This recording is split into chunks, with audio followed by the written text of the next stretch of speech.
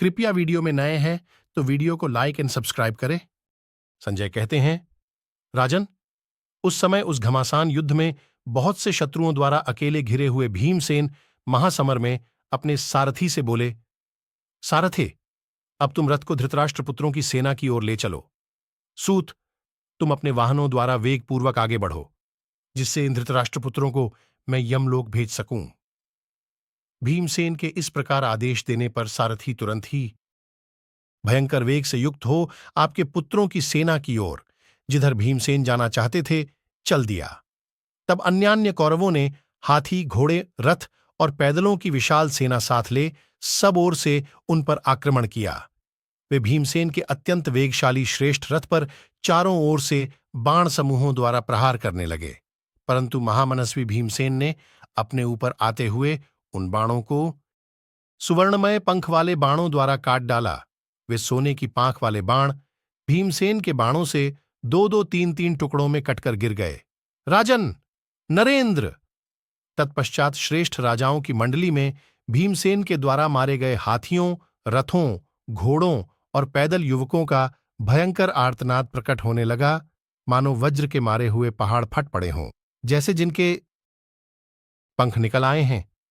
वे पक्षी सब ओर से उड़कर किसी वृक्ष पर चढ़ बैठते हैं। उसी प्रकार भीमसेन के उत्तम बाणों से आहत और विदीर्ण होने वाले प्रधान प्रधान नरेश सम्रांगण में सब ओर से भीमसेन पर ही चढ़ाए।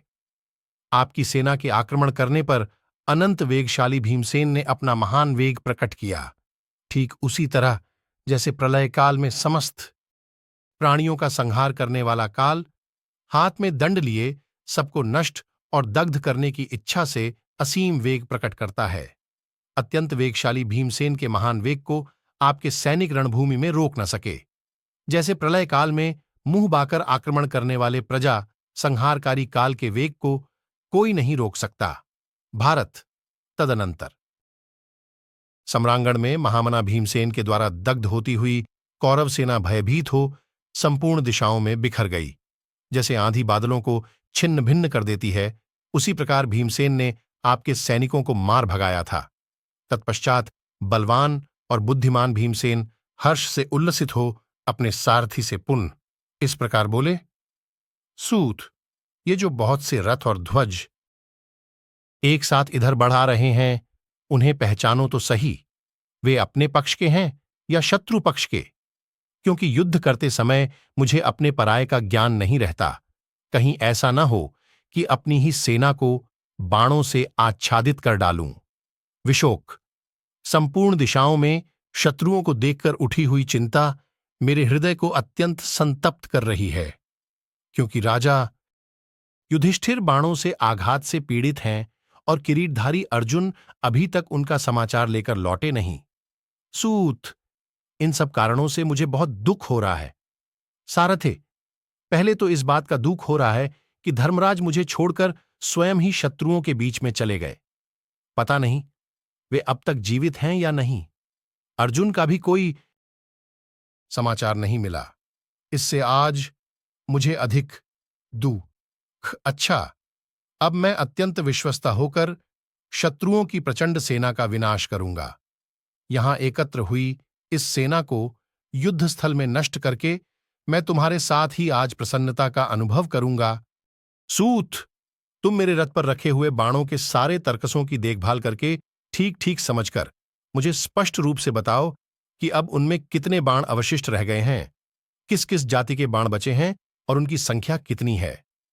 सारथे, शीघ्र बताओ, कौन बाण कितने हजार और कितने सौ शेष हैं। विशोक ने कहा, वीर, मैं आज सब कुछ पता लगाकर आपके मनोरथ की सिद्ध करने वाली बात बता रहा हूं।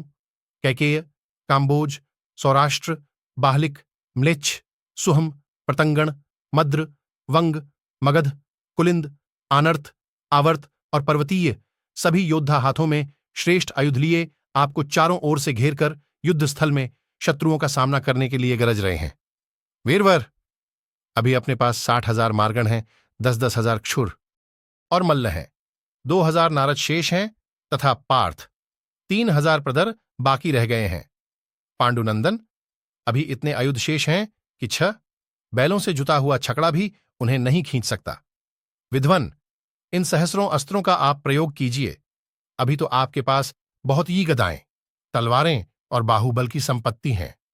इसी प्रकार बहुतेरे प्रास, मुदगर, शक्ति और तोमर बाकी बचे हैं। आप इन आयुधों के समाप्त हो जाने के डर में न रहिए। भीमसेन बोले, सूत, आज इस युद्ध स्थल की ओर दृष्टिपात करो। भीमसेन के छोड़े हुए अत्यंती वेगशाली बाणों ने राजाओं का विनाश करते हुए सारे रणक्षेत्र को आच्छादित कर दिया है, जिससे सूर्य भी अदृश्य हो गए हैं और यह भूमि यमलोक के समान भयंकर प्रतीत होती है।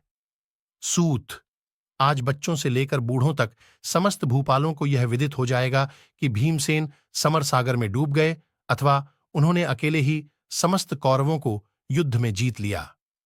आज युद्धस्थल में समस्त कौरव धराशायी हो जाएं अथवा बालकों से लेकर वृद्धों तक सब लोग मुझ भीमसेन को ही रणभूमि में गिरा हुआ बतावें।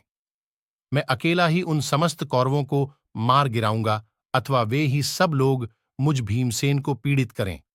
जो उत्तम कर्मों का उपदेश देने वाले हैं, वे देवता लोग मेरा केवल एक कार्य सिद्ध कर दें। जैसे यज्ञ में आवाहन करने पर इंद्रदेव तुरंत पदार्पण करते हैं, उसी प्रकार शत्रुघाती अर्जुन यहां शीघ्र ही आ पहुंचे। विशोक, देखो देखो, मेरा बल, मेरे आघातों से शत्रुओं की सेना विदीर्ण हो उठी है। देखो, धृतराष्ट्र के सभी बलवान पुत्र नाना प्रकार के आर्तनाद करते हुए भागने लगे हैं। सारथे, इस कौरव सेना पर तो दृष्टिपात करो, इसमें भी दरार पड़ती जा रही है। ये राजा लोग क्यों भाग रहे हैं? इससे तो स्पष्ट जान पड़ता है कि बुद्धिमान नरश्रेष्ठ अर्जुन आ गए। वे ही अपने बाणों द्वारा शीघ्रतापूर्वक इस सेना को आच्छादित कर रहे हैं। विशोक, युद्धस्थल में भागते हुए रथों की ध्वजाओं, हाथियों, घोड़ों और पैदल समूहों को देखो। सूत, बाणों और शक्तियों से प्रताड़ित होकर बिखरे पड़े हुए इन रथों और रथियों पर भी दृष्टिपात करो। अर्जुन के बाण वज्र के समान वेगशाली हैं, उनमें सोने और मयूर पिच्छ के पंख लगे हैं। उन बाणों द्वारा आक्रांत हुई वह कौरव सेना अत्यंत मार पड़ने के कारण बारंबार आर्तनाद कर रही है। ये रथ, घोड़े और हाथी पैदल समूहों को कुचलते हुए भागे जा रहे हैं। प्राय सभी कौरव अचेत से होकर दावानल के दाह से डरे हुए हाथियों के समान पलायन कर रहे हैं। विशोक, रणभूमि में सब ओर हाहाकार मचा हुआ है। बहुसंख्यक गजराज बड़े जोर जोर से चीत्कार कर रहे हैं। विशोक ने कहा, भीमसेन, क्रोध में भरे हुए अर्जुन के द्वारा खींच जाते हुए गांडीव धनुष की यह अत्यंत भयंकर टंकार क्या आज आपको सुनाई नहीं दे रही है? आपके ये दोनों कान बहरे तो नहीं हो गए हैं? पांडुनंदन, आपकी सारी कामनाएं सफल हुई। हाथियों की सेना में अर्जुन के रथ की ध्वजा का वह वानर दिखाई दे रहा है। काले मेघ से प्रकट होने वाली बिजली के समान चमकती हुई गांडीव धनुष की प्रत्यंचा को देखिए। अर्जुन की ध्वजा के अग्रभाग पर आरूढ़ हो वह वानर सब ओर देखता और युद्धस्थल में शत्रुओं को भयभीत करता है। मैं स्वयं भी देखकर उससे डर रहा हूं। धनंजय का यह विचित्र मुकुट अत्यंत प्रकाशित हो रहा है। इस मुकुट में लगी हुई वह दिव्यमणि दिवाकर के समान देदीप्यमान होती है। वीर, अर्जुन के पार्श्वभाग में श्वेत बादल के समान प्रकाशित होने वाला और गंभीर घोष करने वाला देवदत्त नामक भयानक शंख रखा हुआ है, उस पर दृष्टिपात कीजिए। साथ ही हाथों में घोड़ों की बागडोर लिए शत्रुओं की सेना में घुसे जाते हुए भगवान श्रीकृष्ण की बगल में सूर्य के समान प्रकाशमान चक्र विद्यमान है, जिसकी नाभि में वज्र और किनारे के भागों में छुरे लगे हुए हैं। भगवान केशव का वह चक्र उनका यश बढ़ाने वाला है।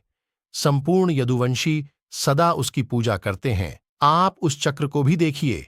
अर्जुन के छुर नामक बाणों से कटे हुए बड़े बड़े हाथियों के समान शुंड दंड देवदारू के समान गिर रहे हैं। फिर उन्हीं किरीट के बाणों से छिन्न भिन्न हो वज्र के मारे हुए पर्वतों के समान वे हाथी सवारों सहित धराशायी हो रहे हैं। कुंती नंदन, भगवान श्रीकृष्ण के इस बहुमूल्य 5 जन्य शंख को, जो चंद्रमा के समान श्वेत वर्ण है, देखिए। साथ ही उनके वक्ष स्थल पर अपनी प्रभा से प्रज्वलित होने वाली कौस्तुभमणि तथा वैजयंती माला पर भी दृष्टिपात कीजिए।